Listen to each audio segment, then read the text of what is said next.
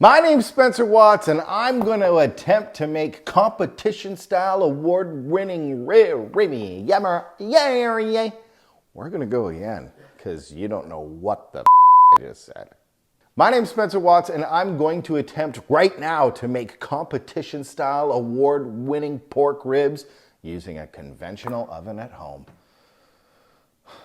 Here we go. When it comes to competition ribs, listen, there's massive barbecue competitions all over the world, and especially in the States. And the things that they do to ribs are amazing. Hundreds and hundreds of teams come out to compete. And the thing about barbecue competitions is they're all doing the same thing. It's the same cut with the same procedure, and they're just hoping that the food gods align with them and their cook is perfect. It's not like in a rib competition, you're like, I'm gonna give you the best Asian black bean ribs you've ever had. You're gonna lose. I know this because I won a steak competition in my hometown. I had just started at a hotel, and they said, now that you're the new executive sous chef, there's a barbecue competition here every year. It's in 3 weeks. Why don't you put your name in the hat for best steak? I made a steak and won. I got to go to Texas to do that same steak in a Texas barbecue competition, and I made the same steak that I did when I won, and I was at the bottom of the barrel. Dead ass last, they say. And I couldn't figure out why I had such an award-winning steak at home, but when I came to Texas, it wasn't considered valid. And I learned that there's a certain way that you do things. There's a certain procedure in how you season things. And you get to cook 2 rounds. So my second round, I kind of took all the information that I had learned and I jumped up 80 spots. So when it comes to barbecue, there's very specific things that you need to do. I'm gonna do those same things with ribs, but I'm gonna cook them in a regular oven. So when it comes to the cut of pork, this is a spare rib. This is the competition cut, known in the barbecue world as St. Louis cut. The bone to fat to meat ratio is larger, so it's a big bone, lots of fat. In order to get this to the seasoning stage, it has to be butchered correctly. So the first thing to do is to tear off this little membrane on the back. This is gonna release these ribs, and then it keeps the ribs really nice and flat while you're cooking it. It doesn't curl up, and then it allows you to get some little seasoning on the back. So the first part is take off this little membrane with a sheet of kitchen towel.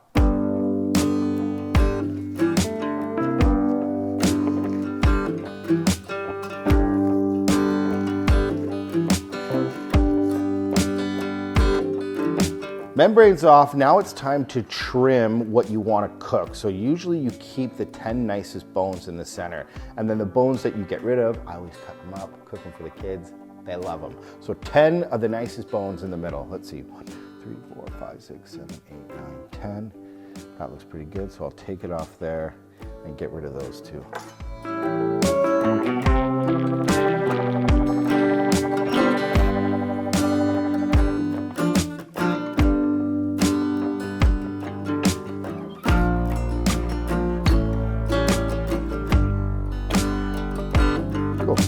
So after the ends are cut off, again, save these, so many great recipes. Flip the ribs over and just make sure it's really nice and clean. And you can see right here that there's a bit of extra fat and some silver skin. I'm gonna take that off. You just wanna let the ribs look really nice and aerodynamic. You don't wanna have any extra pieces of meat hanging off. You really wanna take your time here, clean them up really nice, get them ready for some seasoning. This looks really nice. It's nice and trimmed up, aerodynamic.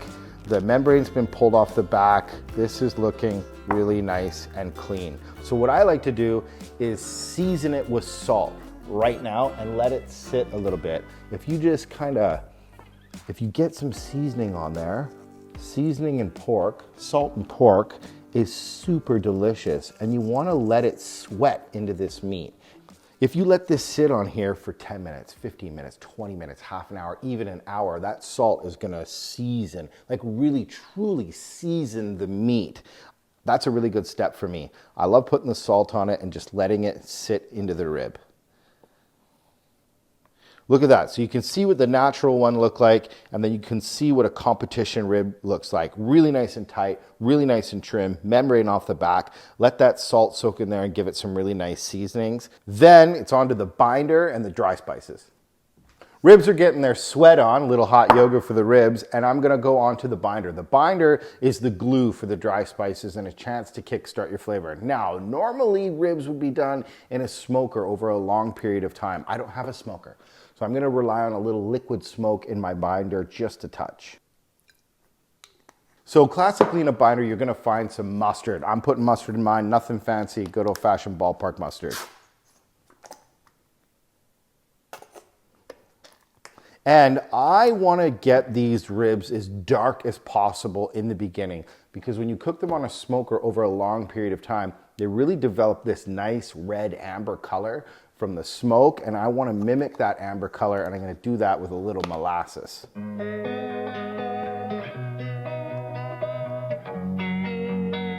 And that's it. That's all that's gonna go into my binder. Liquid smoke, ballpark mustard, and a touch of molasses.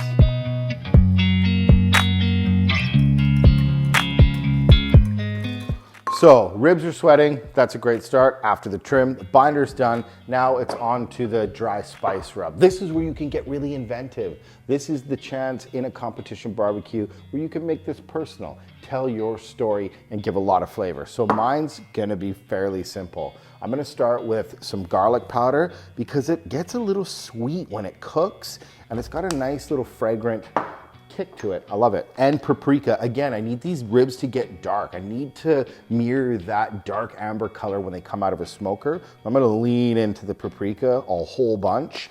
And then sugar. This is all about balance. American barbecue is high fat, high salt, high sugar, and good acids. So I'm gonna use white sugar. White sugar for the rub, and then when I do the wrap later, you don't wanna miss that because that's where the competition stuff really comes into play. I use brown sugar. So for the rub, white sugar.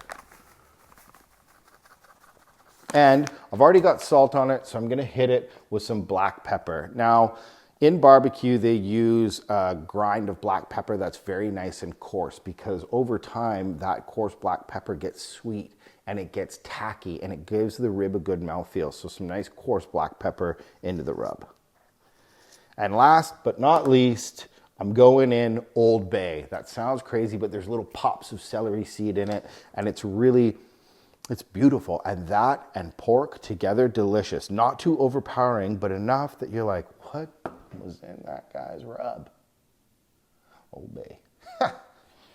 So it's been a little while and the salt has had some time to soak into this. And when I buy these 2 packs of ribs, I usually do something fancy with one.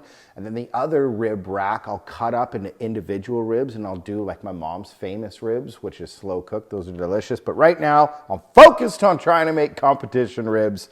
So this is the part where you're gonna get the flavor on it. You're gonna get the binder on it. I do both sides and the spice rub on both sides. Let's do this. I like to take my time with this part, brushing it. You want to get that flavor and all the little crevices, all the nooks and crannies, get the edges, get the back. Doing competition ribs, there's a bit of science here. You almost want to treat it like you're in a little rib laboratory. He's not going to make it. Get the Ativan. What the hell's Ativan? I don't know, but he's not going to make it. Shit. Okay. With brushing the ribs, you want to take your time here. You want to give it a little care and attention. I put the brush in all the little nooks and crannies. You want to get that binder all over, even the edges. You want to make it look really nice and pretty. These are competition ribs. You got to take your time with it. You got to really take your time. So once all of this rub is on the edges, feel like an artist. Then you want to get the rub on there and be generous with it, but be accurate with it. Take it and you want to rub it on every little part of that meat. Don't just loosey-goosey throw it around. Mean it. Care about it.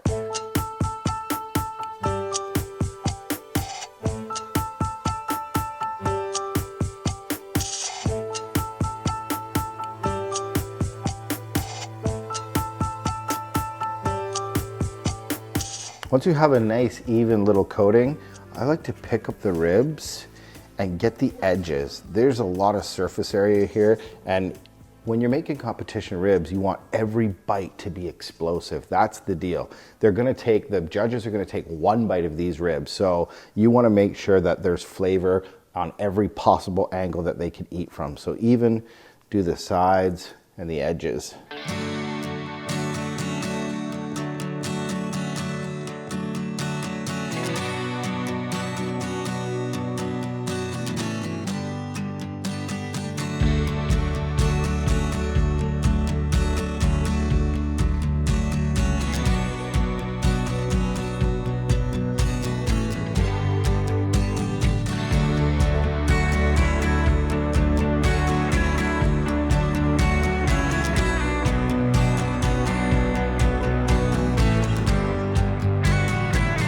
There's a lot of prep work that goes into doing a competition rack of ribs, and this looks pretty good. It's had the membrane taken off, it's been trimmed really nice, it's been salted, it's now had the binder put on it and that rib rub put on it. It looks really good, and chances are if it looks good going in, it looks good coming out. The wildest part of this recipe is all the ingredients that go into the wrapping of it. But before we get to the wrap, you don't want to miss that part. Put it in the oven. So normally I would set a smoker at around 225, sometimes 200. I'm going into the oven at 225 on a rack. I put a resting rack underneath of it. You want this to just kind of be like floating in the oven. Okay, this is going good so far.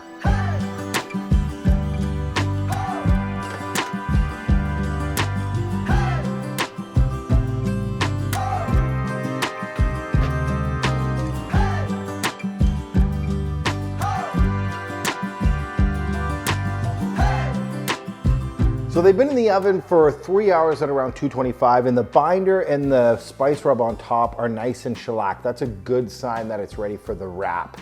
And it looks really, really good. But what they do in a competition is all these little brown bits around the bone, they clean those off because you want the bone to look really pretty.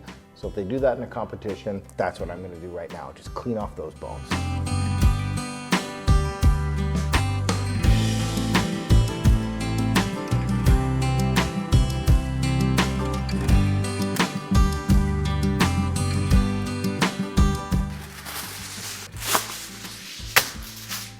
So a lot goes into a competition rib, even if you're doing it in an oven or a smoker.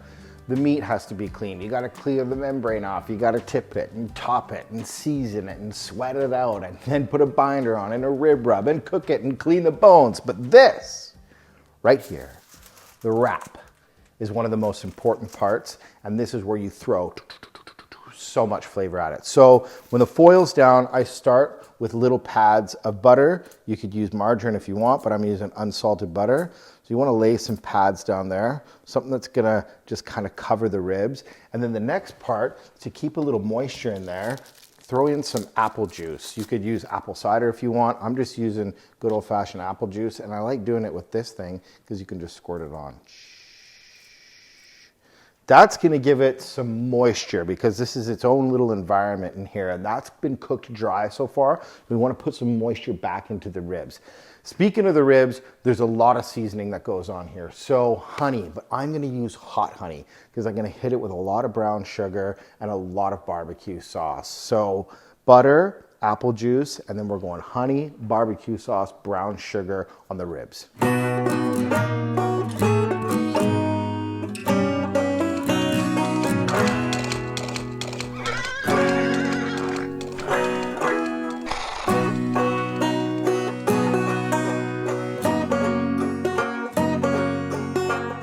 So I just finished it with a little kiss of salt and some cayenne, and the balance between that heat and that sweet is gonna make them explosive.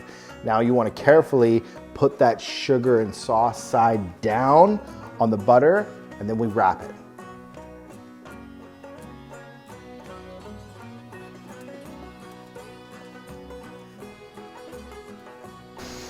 They look really good. So when you wrap it, you wanna wrap it as tight and as beautiful as a present that you're gonna give to your mom on Christmas.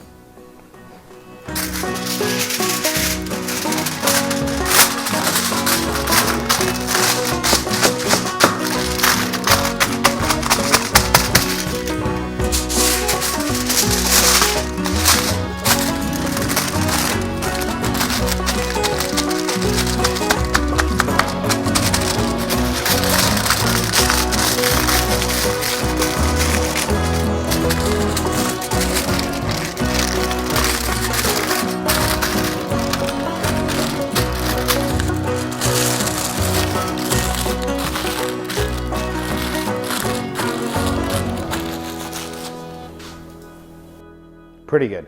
Then you want to leave it with the folds up. You want to lay that sauce and that butter and that apple juice and keep it there because that's where you're going to get a nice shellac with all the sugar and the fat. So this can go back into the oven for another hour at the same temperature and then let it rest. Let it rest for like 45 minutes, and then I'll show you how I know the ribs are perfectly cooked.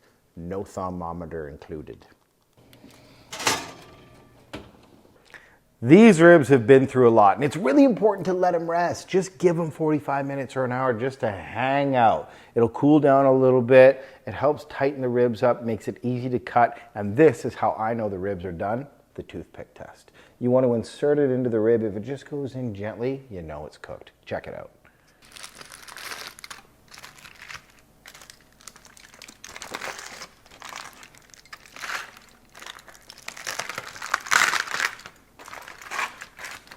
If the toothpick goes in nice and easy, you know it's cooked. And look at the tops of the ribs. They're nice and clean and nice and shiny. Now here's a good tip when you're gonna cut them.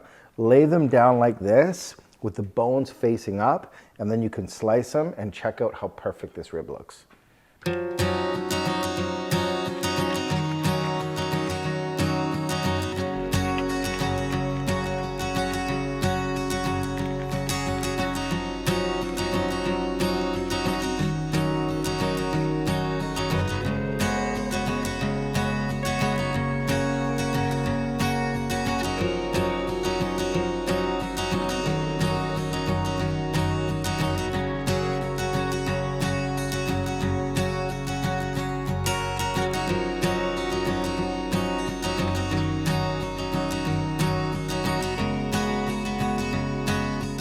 They look really good. They cut nice, they didn't tear, they're nice and shiny, but the real test is the flavor, and it has to have bite-through texture. When I say bite-through texture, you should be able to take the rib, bite through it, see your teeth marks, and not tear the rest of the meat off the bone. That's the true test. I'm a little nervous. Okay, let's do it.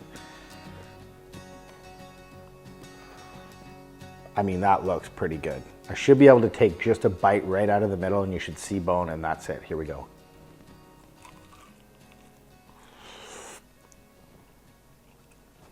That's great. They taste great. They're nice and sweet, nice and spicy. They have a really nice texture. You can see teeth mark in the bone. It didn't tear the rest of the meat with it. That's beautiful. Is it a true competition style rib?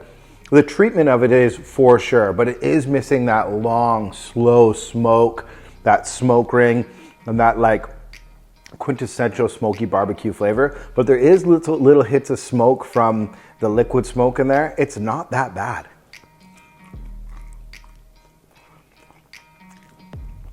It's really nice.